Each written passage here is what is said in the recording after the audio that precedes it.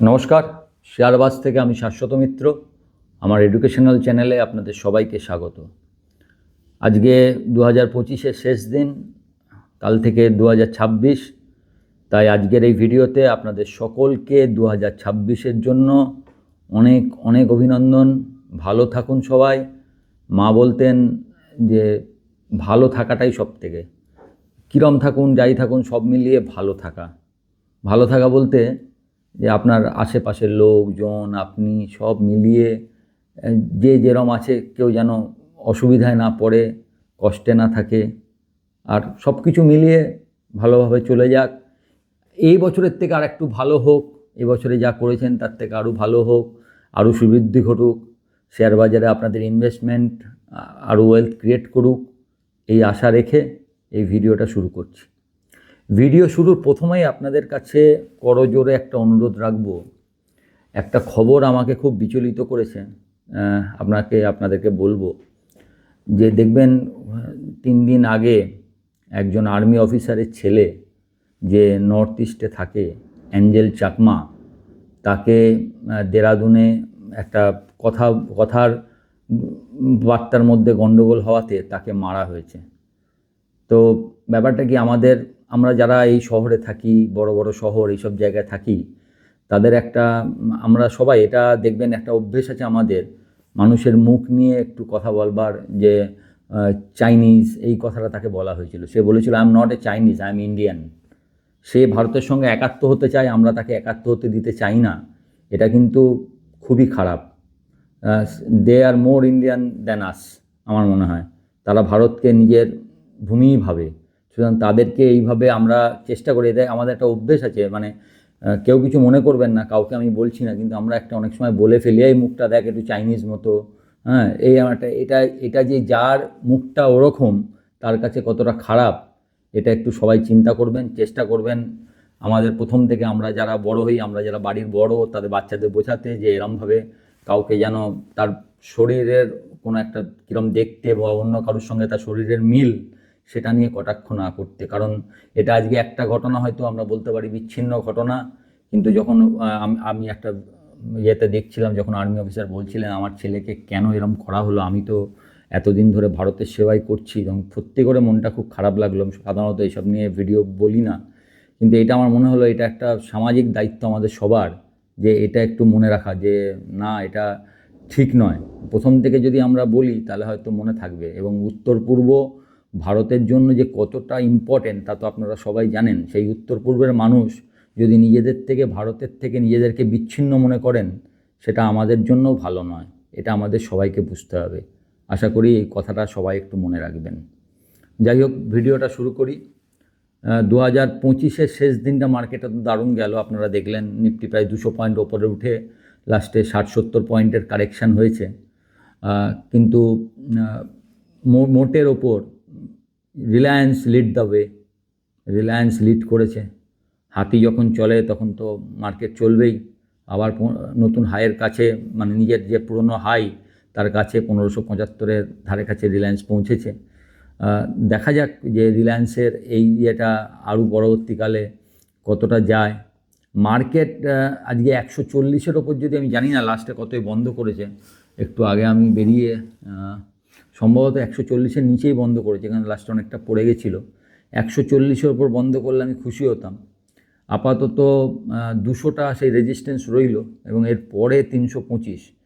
তবে এবার যদি নতুন হাই টপকাতে পারে, আমার মনে হয় সেক্ষেত্রে দুটো দিকে আপনাদের বলেছিলাম যে 25,700 যদি ভেঙে যায়, সেক্ষেত্রেও প্রায় 2-3%-এর নিচে।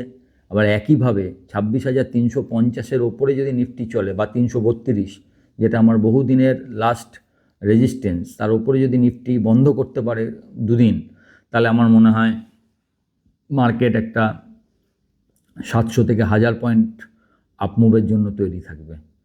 তো লেটস সি কেমন যায়। কিন্তু সবথেকে আগে আপনাদের ডাটা নিয়ে বলি যে 2025 আমাদের হয়তো অনেকে দেখে মনে হবে, যারা আমার টেলিগ্রামের সঙ্গে যুক্ত তারা অনেকেই লেখাটা দেখেছেন, সকালে মর্নিং লোটে বলেছি যে খুব খারাপ গেছে। কিন্তু অ্যাকচুয়ালি যদি ডাটা দেখেন অতটা খারাপ মনে হবে না। 12 মাসের মধ্যে 7 মাস নিফটি পজিটিভ হয়েছে, 12 মাসের মধ্যে 8 মাস ব্যাঙ্ক নিফটি পজিটিভ হয়েছে। লাস্ট 4-5 মাসের মধ্যে মনে হয় 5,350 পয়েন্টের রান হয়েছে ব্যাঙ্ক নিফটিতে। নিফটিতেও প্রায় রান 1,600-1,700 পয়েন্ট তো হবে। সুতরাং খুব খারাপ গেছে এটা বলা মুশকিল। 26-এর জন্য আমরা আশা করছি। রোল ওভার এ মাসে মোটামুটি হয়েছে, কিন্তু শর্ট সাইডে নিফটিতে ইন্ডেক্সে অন্তত রোল ওভার আমি যেটুকু বুঝলাম তাতে মনে হলো শর্ট সাইডেই হয়েছে।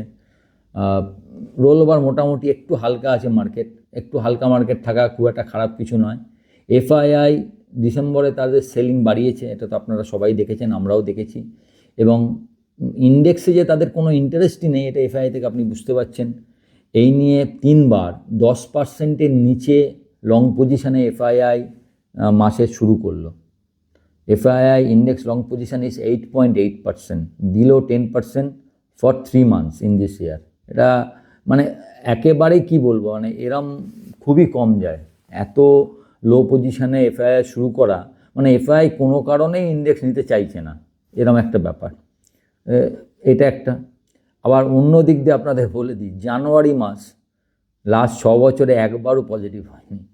সুতরাং জানুয়ারি ডাটাকে আপনাকে বলতেই হবে, ডাটা তো আমার ওপর নয়, যা ডাটা দেখাচ্ছে 2020 থেকে 2025 প্রতিটা জানুয়ারি নিফটি নেগেটিভে বন্ধ হয়েছে, আর ব্যাঙ্ক নিফটি মাত্র একটা পজিটিভে বন্ধ হয়েছে, বাকি 5টা নেগেটিভে বন্ধ হয়েছে।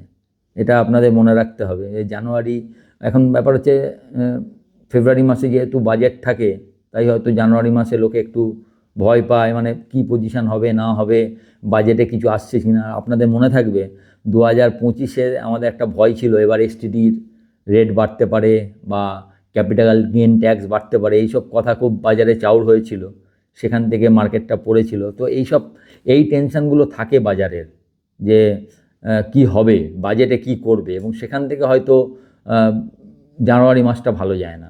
আবার ফেব্রুয়ারি মাসটা যেহেতু জানুয়ারি মাস নেগেটিভে যায়, তারপরে বাজেটে যদি সে ধরনের কিছু খারাপ না থাকে, অ্যাকচুয়াল যেটা খারাপ হতে পারে মার্কেটে, ফেব্রুয়ারি মাসটা মার্কেট ভালো করে, তবে ফেব্রুয়ারি পজিটিভ থাকে, জানুয়ারি নেগেটিভ থাকে। এরকম লাস্ট 5-6 বছরে চলে আসছে।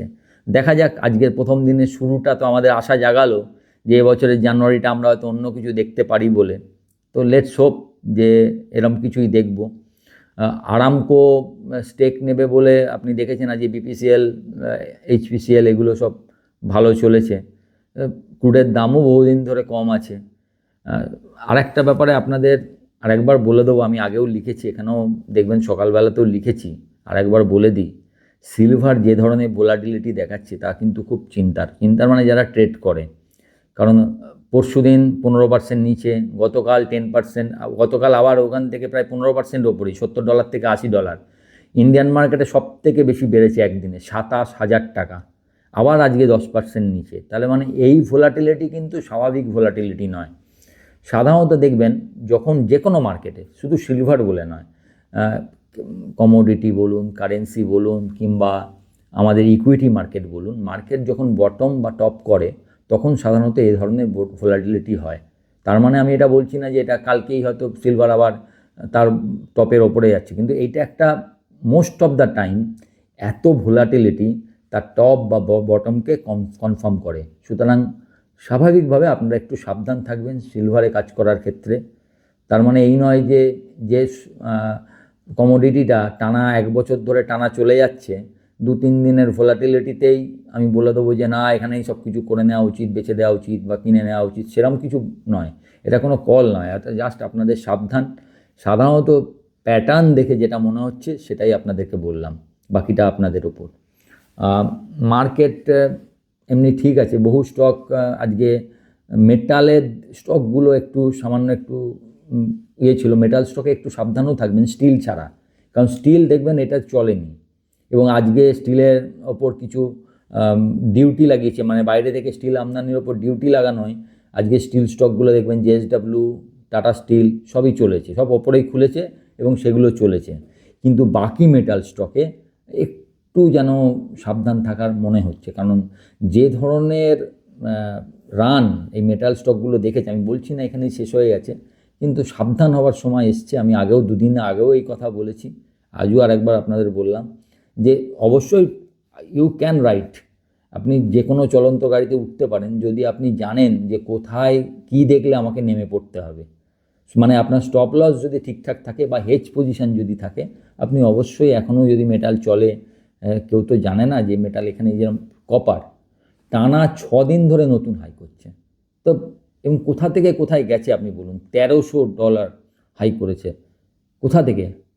কদিন আগে মনে হয় $800-900 ছিল। বুঝতে পারছেন কি রান, মানে আনবিলিভেবল রান, অবাক কাণ্ড। আমি আগের দিন আপনাদের মনে করে বলতে পারছিলাম না, কালকে ভালো করে দেখলাম $28.2 ছিল সিলভারের দাম, জানুয়ারি 1, 2025। সেখান থেকে সেটা গেছে 82.615। It's a tremendous run. আমি যারা পেয়েছেন খুব ভালো, কিন্তু একটু সাবধান থাকাটা এই সময়টা হয়ে গেছে। আর কি, আপনাদের আরেকবার নতুন বছরের শুভেচ্ছা। সবাই ভালো থাকবেন। নমস্কার।